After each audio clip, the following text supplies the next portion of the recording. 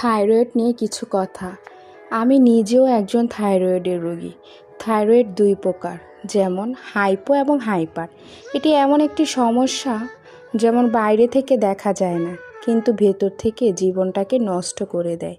ঘন ঘন mood swing হয়, হঠাৎ করে মানুষ রেগে যায়, শরীরে অনেক ক্লান্তি আসে, অথচ ঘুম ঠিক মতো হয় না।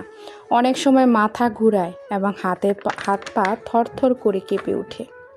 চোখে অন্ধকার দেখা, শরীরে হুটহাট করে ব্যথা অনুভব করা, মাথা কাজ করে না, ভুলে যাওয়া, একরকম উপসর্গ দেখা দেয়।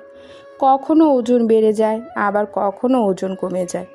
খাওয়ার অভ্যাসের পরিবর্তন আসে, চুল পড়ে, ত্বক শুকিয়ে যায়। কিন্তু সবাই ভাবে হয়তো মানুষ নিজের যত্ন নেয় না, মন খারাপ থাকে, কিছুতেই আনন্দ লাগে না। কিন্তু কেউ এটা ভাবে না যে হরমোনাল ইমব্যালেন্সের কারণে হতে পারে। অন্যেরা ভাবে অলস, অথচ প্রতিদিন নিজের শরীরের বিরুদ্ধে কতটা লড়াই করে চলতে হয়।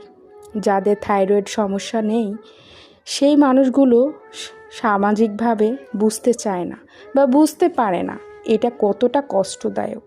তারা ভাবে হাঁটা চলা খাওয়া দাওয়া সবই তো ঠিকঠাক আছে, এটা কষ্ট কিসে, কম খাও বেশি হাঁটো সব ঠিক হয়ে যাবে।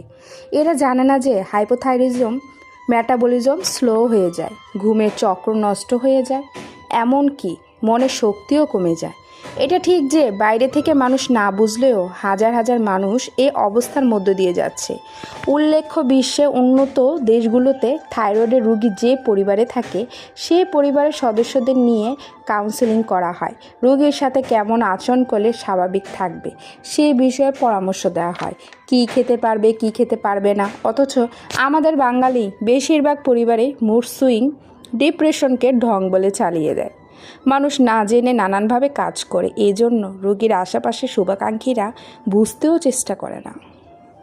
সবাই ভালো থাকবেন, সুস্থ থাকবেন। আল্লাহ হাফেজ।